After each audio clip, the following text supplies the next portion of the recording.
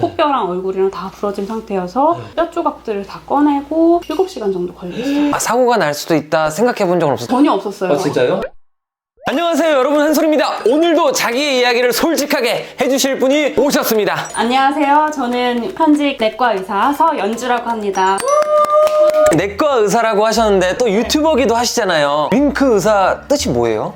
이게 사실은 22년도 11월에 제가 한쪽 눈을 실명하는 사고를 겪게 됐습니다. 그래서 왼쪽 눈이 지금 제가 안 보이는 상태인데, 당시에는 이제 왼쪽 눈이 아예 안 떠지는 상태였고 퉁퉁 부어서 365일 24시간 윙크를 하는 것 같다라고 해서 윙크 의사라는 채널명을 갖게 됐습니다. 원래 연주당이라는 채널이었는데요. 유튜브를 잘 키워서 연주당이라는 술집을 우리 한번 차려보자, 그런 의미로 채널을 만들고 얼마 안 돼서 제가 사고를 당했어요. 유튜브를 하시다가 사고가 나고 시각장애인이 되신 거예요? 네, 맞죠. 저는 두 눈이 안 보이다 보니까 왼쪽 눈이 윙크하고 계신 느낌이에요? 회복이 돼가지고 약간 떠져 있는데요. 짝눈처럼 왼쪽 눈이 작고요. 제가 말을 타다가 떨어지는 사고를 당했어요. 그래서 눈을 크게 다쳐서, 어떻게 다쳤냐면 아예 찢어졌어요. 그래서 망막도 찢어지고 안구가 다 파열된 상태여가지고 안구가 안으로 들어간 상태고 크기 차이가 좀 납니다. 그래서 제가 가리기 위해서 예쁜 뿔테를 끼고 다니고 있어요. 승마를 배우다가 다치신 거예요? 당시 초보 승마자였고요. 외승을 가는 스케줄에 가기로 했는데, 그날 저녁에 저희 병원에서 세미나를 하는 스케줄이 잡힌 거예요. 저녁까지 그 행사를 갔다가 그날 밤에 운전을 해서 평창까지 날아갔거든요.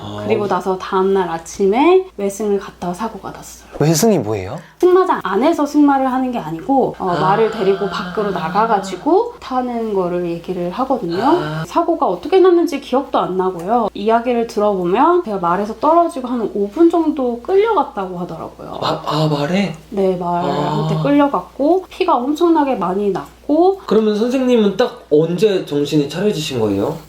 딱 응급실에서 아빠가 저를 연주야 라고 불렀을 딱 그 순간 차가운 침대에 이렇게 누워가지고 눈을 떴는데 아빠가 눈앞에 있었고 되게 심각한 얼굴이었어요. 옷이 다 찢겨가지고 갈아입혀지고 CT를 찍었는데 상태가 너무 안 좋아서 여기서 더 할 수 있는 게 없다. 그러면 연고지 근처에 너가 근무하는 병원으로 가는 게 좋겠다 라고 해서 옮겨지는 동안에 어떤 일이 생겨도 다 환자 책임이다 라는 서류에 서명을 하고 여의도 성모병원, 제가 근무하던 병원으로 실려갔죠.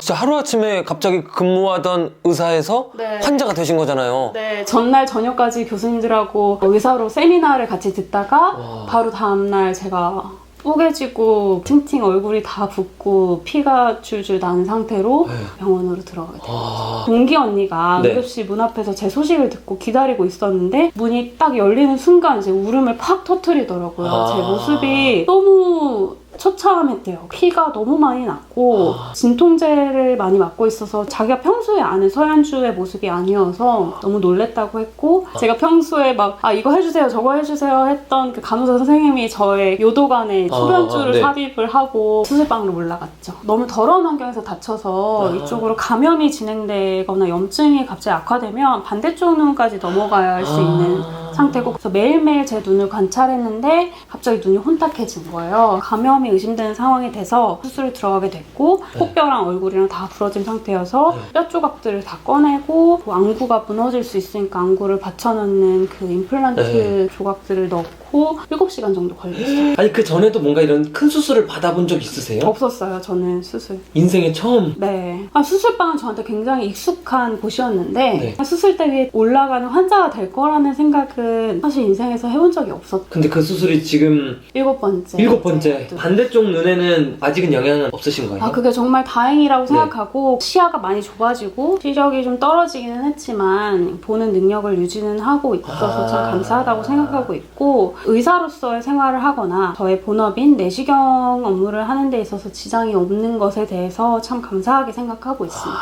두려움도 있으셨겠네요. 그래도 의사로서 다시 할 수 있을까? 맞아요. 그래서 저는 복귀를 엄청 욕심냈던 것 같아요. 그래서 제가 2022년 11월에 엄청 크게 다쳤고 전신마취 수술을 막 그렇게 많이 했는데 3월 달에 복귀했거든요. 11월에 사고 나서 바로 3월에요? 다시 의사로 역할을 하고 싶었고 할 수 있는지 보고 싶었고. 승마 승마를 취미로 삼은 이유가 있으세요? 그때 제가 진짜 많은 취미가 있었어요. 네. 웨이크 서핑도 했었고, 와. 오토바이도 했었고, 네. 승마도 했었고, 진짜 폭주 기관차 같았어요. 이틀에 한 번씩 당직을 서고, 네. 뭐 36시간 연속으로 근무를 하고, 이렇게 힘든 스케줄을 하면서 외부 활동도 하고, 전공협의회 단체 임원도 하고, 그렇게 네. 살다 보니까 네. 너무 삶이 피폐한 거죠.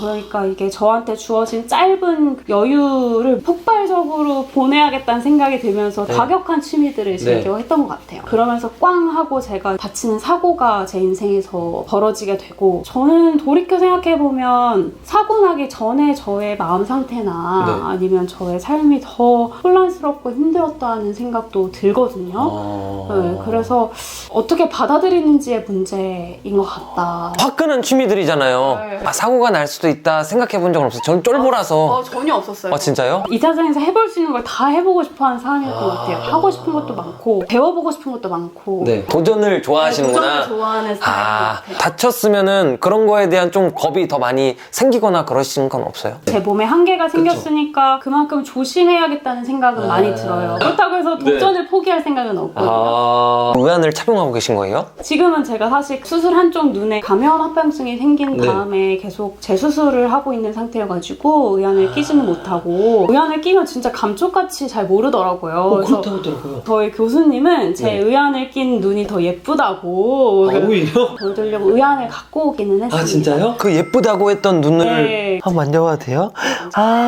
처음에 의안 착용하셨을 때 어떠셨어요? 거울로 딱 보고. 처음에는 네. 저는 속상해서 울었잖아요. 네. 왜냐면 딱 정면을 볼 때는 괜찮은데 네. 눈을 돌리면 의안은 안 움직이고 제 반대쪽 눈만 돌아가거든요. 그 모습이 처음에는 너무 괴물 같은 거예요. 네. 내가 눈을 다쳤고 장애를 입었구나 라는 사실이 이제 딱 실감이 나면서 마음이 그랬는데, 네. 눈이 너무 예쁘고 좋아가지고 막 이제 화장도 하고 셀카도 찍고. 수술을 앞두고 계셔서 못 끼는 거잖아요. 네네. 지금 수술을 몇 번째 하고 계신 거예요? 이번 수술이 저희 7번째 전신만. 1년 반 동안 7번째 수술을 하고 계신 거예요? 네, 그래서 저는 이제 수술하러 가는 게 거의 동네 마트 가는 것처럼 그냥 뭐. 엘리트 코스 뭔가 이럴 것 같은데 네. 그런 분들에게 장애가 왔을 때 더 힘들어할 것 같은 생각이 들었거든요. 맞아요. 중학교 때는 별명이 올백이었어요. 왜냐면 올백이요? 모든 시험에 100점을 맞아요. 와, 네네네. 100점 맞는 게 너무 당연했고, 그래서 사회에서 책임감을 가지고 살아야 된다고 생각을 했는데, 누군가의 도움이 필요하다는 걸 받아들이는 게 너무 힘들었던 것 같아요. 다치기 전에는 일만 중요하게 생각했던 사람이었거든요. 네. 근데 제가 다치고 가족들이 희생해서 저를 돌봐주면서 제가 회복하는 과정을 통해서 가족이 정말 중요하구나 나중에 알았는데, 네. 제가 눈을 다치고서 실명했다는 얘기를 들었을 때 여동생이 했던 말이,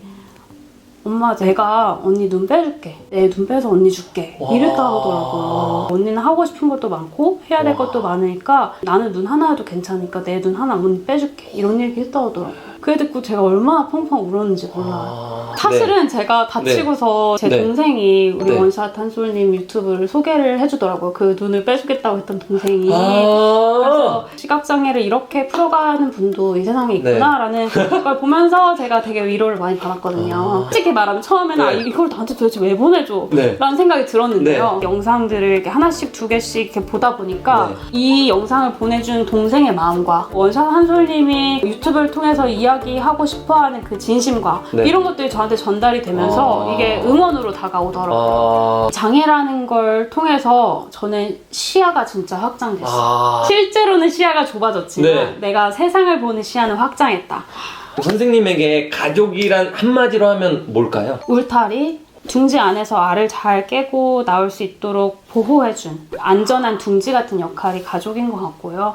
알 안에서만 머무르는 게 아니고 알을 깨고 나와서 날아갈 수 있게 용기를 내고 도전을 하는 게 저라는 사람의 어떤 목표가 아닐까. 그러면 마지막으로 이제 보고 계신 시청자분들께 한마디 해주신다면? 어떤 시련이 인생에서 닥칠 수는 있지만 그 시련을 극복해내는 과정은 또 마음가짐에 달려있는 것 같아요. 오늘도 힘든 하루를 보내셨을 여러분께 저희 두 명이 응원의 말씀을 전하면서 모두 오늘 하루 고생하셨고 힘내시길 바랍니다. 감사합니다. 안녕.